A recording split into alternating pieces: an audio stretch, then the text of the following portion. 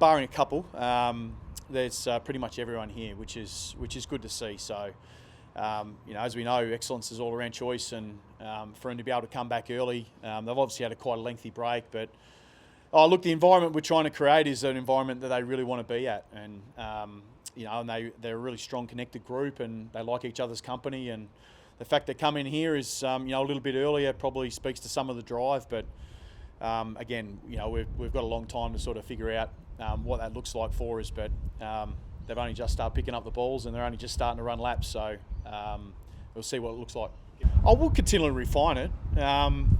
That's important because last year we've got to still find ways to be able to get better, but a lot of our focus will centralise in just making sure we can play our system a little more consistently.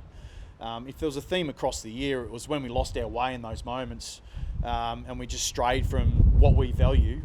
That's when we fell away as a football team. So, building that cohesion, building that time together, being familiar with the system that we're asking, make those tweaks that we need to be able to make to get us to be able to play the level we need to. But that's really been where the focus will be for this next pre-season period of time, and then just really emphasising the detail around our roles and what needs to get done in those moments. I think the first thing is that what we do look at is we look at the whole season, the body of work. I mean, that is part of the narrative, so we actually understand that. But the first thing we have to do is we don't just look at 2 games, we look at the 10 months of work that we've actually spent together. So that tells us something.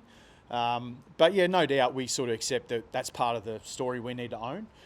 We'll own that, and also the part that we need to own is the reality that we weren't good enough to make it. Now it's up to us to make sure that we get to work, and we've got plenty to work on. There's plenty of detail to follow up on, and we utilise every single session we get to be able to bridge that gap. I did, yes. We've run into each other over the last couple of days, so it's been good to catch up with him as the rest of the players. But look, I think we got Blake here for pretty obvious reasons. He was able to play a really critical role for Fremantle last year. He was able to do his role exceptionally well on the wing and provide that work ethic and structure that you need within any game style. So he'll provide that and more for us. I'm told he's got a bit of energy about him too, so he's a bit of an extrovert, so add a little bit more life and energy into the group as well wouldn't hurt. Good ones.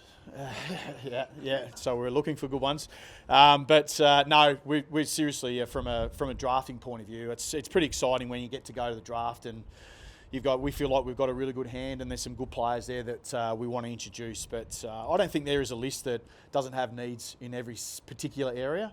But yeah, look, adding to that running capacity on the outside, and if that opens up and shows itself, then we'll be happy to take a player like that.